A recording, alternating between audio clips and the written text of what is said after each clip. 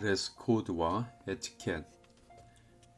해외 생활을 하다 보면 가끔 외국 사람들이 초대하는 파티나 모임의 초청장을 받는 경우가 있다. 초청장에 드레스 코드라는 항목을 종종 발견할 수 있는데, 이는 초청을 받은 사람이 행사의 분위기와 격에 맞는 적절한 옷차림을 할 수 있도록 미리 정보를 주는 것이다. 예를 들어 정장, 중간 정장, 중간 캐주얼 혹은 특별한 테마에 따른 복장에 대해 미리 언급해 줌으로써 참석자가 옷차림에 대한 고민을 덜 수 있고, 또 미리 파티의 성격과 분위기를 파악해서 그에 따른 마음의 준비를 할 수 있는 장점이 있다. 만약 어떤 모임에 처음 초대되었을 때 어떤 종류의 복장을 해야 할지 망설여진다면 주최 측에 드레스 코드를 물어봐도 신뢰가 되지 않는다.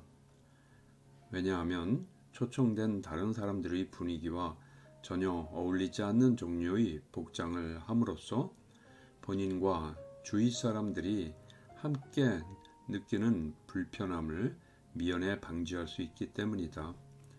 이렇게 다양한 사람들이 함께 모이는 자리에서는 서로를 위해 그 분위기에 맞는 복장의 배려는 물론 대화나 몸가짐에도 예의를 갖추려는 생활 에티켓이 보편화되어 있는 경우를 흔히 볼 수 있다. 특히 해외에서 만나게 된 외국 친구들을 보면 예의나 에티켓, 매너 부분에 많은 비중을 두고 철저하게 자녀들에게 교육하는 것을 볼 수 있다. 글로벌 시대에 여러 나라 사람들과 함께 어울려 살아가야 할 우리의 자녀들에게도 어릴 때부터 이러한 부분의 중요성을 인식시키고 경험을 통한 노하우를 쌓을 수 있도록 관심을 갖고 지도하는 것이 이젠 한국 부모들에게도 필요한 시점이라고 생각한다.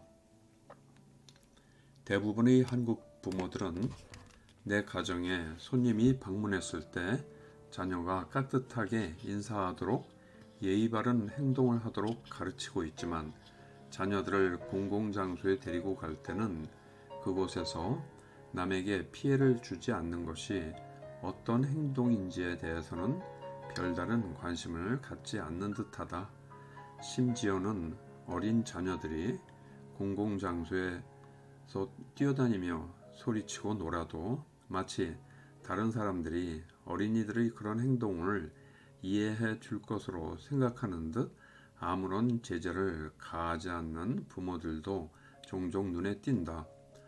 이렇듯 남을 배려하지 않는 에티켓의 불감증에서 시작된 경우 없는 행동들은 오늘날 흔히 해외 관광지에 붙어있는 유쾌하지 않은 각종 한글 문구들을 발견하게 한다. 관광버스 안에서 음식물을 먹지 마세요. 관광지의 벽에는 낙서를 하지 마세요. 공연장에는 허락 없이 촬영하지 마세요. 수영장의 샤워실에는 때를 밀지 마세요. 같은 한글 문구들이다. 그러면 이러한 한글 문구들이 사라지게 하기 위해서 우리는 자녀들에게 무엇을 어떻게 가르쳐야 할까? 예를 들어 자녀와 함께 외출하기 전에 공공장소에서 지켜야 할 에티켓을 먼저 점검해 보는 것은 어떨까? 그 장소에서 삼가해야 할 행동이 무엇인지 아이들 스스로 생각해 보게 하고, 잘 지켜졌을 때는 칭찬을 해주거나 어떤 보상을 해주는 것도 좋은 교육 방법이 될 수 있다. 또한 모임에 있어서 어린 자녀를 동반해야 할 상황일 때는 동반이 수용되는 적합한 장소인지 또 적절한 시간인지를 먼저 신중히 고려하고 주최 측에 문의해야 한다. 꼭 데리고 갈 수밖에 없는 상황이라면 자녀가 스스로 조용한 시간을 보낼 수 있는 물품이나 장난감 혹은 책을 가져가 남에게 방해가 되지 않는 행동을 할 수 있도록 미리 교육을 시켜야 할 것이다. 아이를 데려가기에 적합한 모임이 아니라면 미리 이웃집에 부탁을 하거나 베이비시터를 찾아 놓는다. 에티켓은 남들의 눈치와 부모의 체면 때문에 지켜야 하는 것이 아니라 내가 누려야 할 권리를 다른 사람에 의해서 방해받지 않고 온전히 존중받고 싶은 것처럼 우리 역시 다른 사람들에게 그들이 편안하게 즐길 수 있는 권리를 존중해지고 인정해주는 태도로부터 시작되어야 한다고 생각한다. 이러한 마인드는 결국 언제나 어느 곳에서나 존경과 대접을 받는 당당한 한국인으로서의 확고한 자존감을 가지게 하는 기초가 될 뿐 아니라 궁극적으로 자녀에게도 존경을 받는 부모가 되는 방법이기도 하다. 팁 1.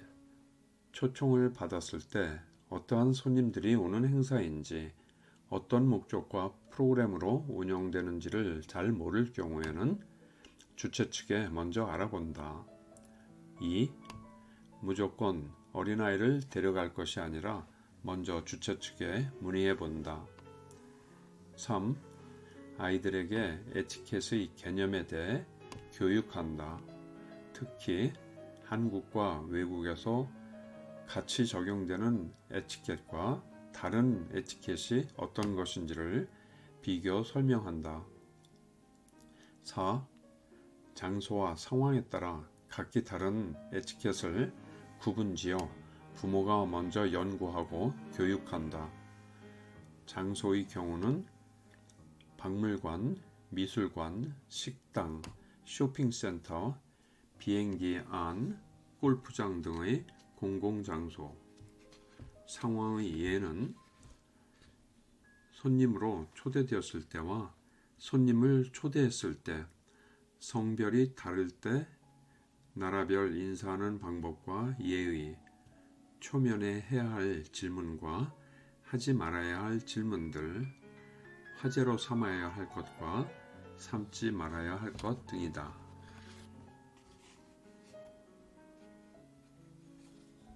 작은 나눔이 주는 큰 기쁨. 나눔은 물질만으로 베푸는 것이 아니라 마음과 정성으로 또 시간과 재능으로 얼마든지 사랑을 전달할 수 있기에 누구나 마음만 먹으면 어렵지 않게 실천할 수 있는 일이다. 이러한 것들을 통해서 자녀들은 진정한 삶의 기쁨을 몸소 경험할 수 있다. 물론 어릴 때부터 생활 속에서 작은 것부터 실천하는 것을 배울 수 있는 기회가 충분하지 않았던 사람들에게는 선뜻 행동으로 옮기는 것이 쉽지 않을 수도 있겠지만 그것은 훈련으로 인해 얼마든지 작은 것부터 가능한 일이라고 생각한다. 사랑이 담긴 따뜻한 허그를 필요로 하는 그 누군가에게 비록 단 1분 동안만이라도 안아준다면 순간 그 따뜻함이 상한 마음을 치료할 수 있으며 작은 카드 한 장에 담긴 사랑의 메시지가 좌절한 사람을 일으켜 세울 수도 있고 진실한 마음을 담아 연주하는 한두 곡의 노래가 마음의 병을 치유할 수 있음은 두말할 것도 없다. 일상생활 가운데 자연스럽게 이루어지는 이러한 나눔들은 잔잔한 기쁨으로 우리 삶을 풍요하게 하고 때론 피곤한 삶 가운데 있는 우리의 영혼을 맑게 하는 값진 보상을 부수적으로 얻게 한다.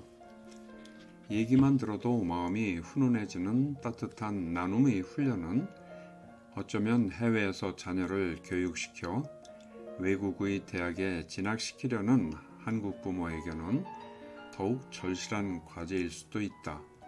왜냐하면 자녀들이 어릴 때부터 자원봉사의 훈련을 쌓는 것은 진로 선택과 더불어 해외의 대학 입학 전형에도 결정적인 영향을 줄 수 있고 또 삶을 보다 풍요롭게 하고 나아가 인생관마저 바꿔놓을 수 있는 힘이 있기 때문이다. 대학 입시를 앞두었던 지인의 아이의 경우 하이스쿨 졸업반이 되기까지 오로지 학업에만 열중하여 자원봉사를 단 한 번도 경험한 적이 없었던 아이가 외국의 명문 의과대학에 지원하게 되면서 비상사태를 맞이하게 되었다. 명문대학을 목표로 꾸준히 상위권의 성적을 유지하였지만 입학 전형에 결정적인 영향을 주는 자원봉사 경력이 전혀 없어서 우수한 학업 성적에도 불구하고 불리한 입장에 놓이게 되었기 때문이다. 이것을 극복하기 위한 수단으로 단기간에 자원봉사 경력을 만들기 위해 밤낮 없이 애쓰는 경우를 보게 되었다. 단계적인 준비 없이 오직 입학이라는 목표 때문에 마음의 준비도 없이 자원봉사를 강요당할 수밖에 없는 상황을 보면서 참 안타까운 마음이 들었었다. 어릴 때부터 조금씩 단계적으로 자원봉사를 하면서 그 기쁨을 알게 했다면 아이에게도 부담이 적었을 것이고 어렵고 힘든 일을 봉사하게 되더라도 보람을 맛보며 내면을 보다 성장시킬 수 있는 좋은 기회가 되었을 텐데 하는 아쉬움이 느껴졌다. 만약 자녀에게 색다른 선물을 계획하고 싶다면 방학 기간에 자녀와 함께 나눔을 통한 이웃사랑을 실천해 보는 것을 제안하고 싶다. 자녀가 악기를 다룰 줄 안다면 작은 음악회를 준비하여 병원의 열린 무대에서 환자와 그 가족을 위한 연주회를 시도해 볼 수 있다. 또 그리기와 만들기에 재능이 있다면 아이들과 손수 카드를 준비하여 위로의 메시지와 함께 병원, 양로원과 소년원 등에 전달해도 좋을 듯 싶다. 누군가에게 가르치는 것이 취미가 있다면 어린이 복지센터에 정기적으로 방문하여 교육적인 도움을 줄 수도 있다. 자선남비의 종소리가 많은 사람이 가슴에 울려 퍼지도록 우리가 먼저 손을 내밀어 과감하게 이웃사랑의 메신저가 된다면 이 계절의 의미를 깨닫는 계기와 더불어 자녀들의 아름다운 미래를 위한 가장 적절한 준비가 될 것이라고 생각한다. 팁 1. 부모가 먼저 지역사회에 작은 봉사활동을 시작함으로써 롤모델이 되는 것이 중요하다. 2. 자원봉사가 왜 중요한지 그 가치와 의미에 대해 자녀와 함께 나누어 보자. 3. 자녀의 성장에 따라 자원봉사의 종류와 업무 기관 등이 업그레이드 될 수 있도록 자원봉사 단계별로 계획해 보자. 4.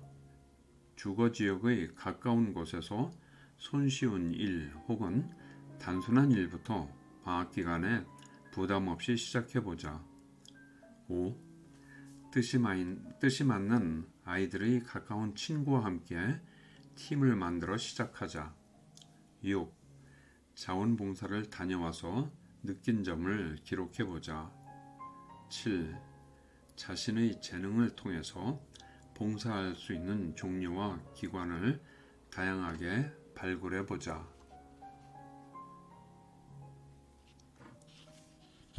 수제 초콜릿과 잊을 수 없는 성탄절. 아이와 단둘이 뉴질랜드에서 외롭게 보내야만 했던 성탄절 전야. 다음날 아침에 아무하고도 마주치고 싶지 않아 이른 아침부터 교회에 갔다가 쏜살같이 집에 달려왔더니 현관문 앞에 빨강과 초록의 예쁜 리본으로 장식된 정성 어린 선물 상자가 놓여져 있었다. 해외 생활에 지친 나머지 그 누구와도 마음을 나눌 기운조차 없던 시점이기에 궁금한 마음으로 조심스럽게 상자를 열어보니 각종 모양의 수제 초콜릿과 함께 예쁜 성탄 카드가 들어있었다. 혜미, 내가 당신을 위해 집에서 직접 만들었어. 이 달콤한 초콜릿처럼 당신 인생의 순간순간들을 기쁨으로 마음껏 즐기는 시간들이 되었으면 좋겠어. 의미 있는 성탄절이 되길 기대하는 친구 조이 스마트로부터. 초콜릿 선물과 함께 들어있는 그 카드를 읽는 순간 갑자기 코끝이 찡해지며 눈물이 핑 돌았다. 해외 생활의 긴장감과 조급함 때문에 삶을 즐기지 못하고 스트레스와 함께 사는 나를 측은하게 생각했던 그녀의 마음이 고스란히 담겨진 내용이었다. 그녀의 메시지는 강한 인상을 남겨주었음은 물론 나의 삶을 새롭게 시작하는 결정적인 계기가 되었다. 삶의 멋과 여유를 아는 그녀가 내게 준 그 선물은 단순한 초콜릿이 아니라 사실은 정성껏 준비한 삶의 지혜이자 격려였다. 그 일이 있은 후 나에게 있어서 성탄절은 누군가에게 선물을 받거나 사주는 날뿐만이 아니라 누군가를 위로하기 위해서 기쁨으로 준비하는 시간으로 바뀌게 되었다. 늘 따뜻한 마음으로 날 위로해 주었던 친구 조이 스마트의 의미 있는 선물은 진한 감동과 더불어 바로 나를 변화시킨 원동력이 된 것이다. 평소에 힘들어 보이는 사람들에게 희망과 용기와 위로를 주는 날이 바로 성탄절이라는 것을 새롭게 깨닫게 됨과 동시에 내가 할 수 있는 것으로 이웃과 사랑을 나누는 것을 무엇인지 또 그것이 왜 중요한 것인지를 배우게 되었다. 마치 벽난로에 불을 지피듯이 내 마음에 먼저 따뜻한 불을 지피는 방법을 깨닫게 된 것이다.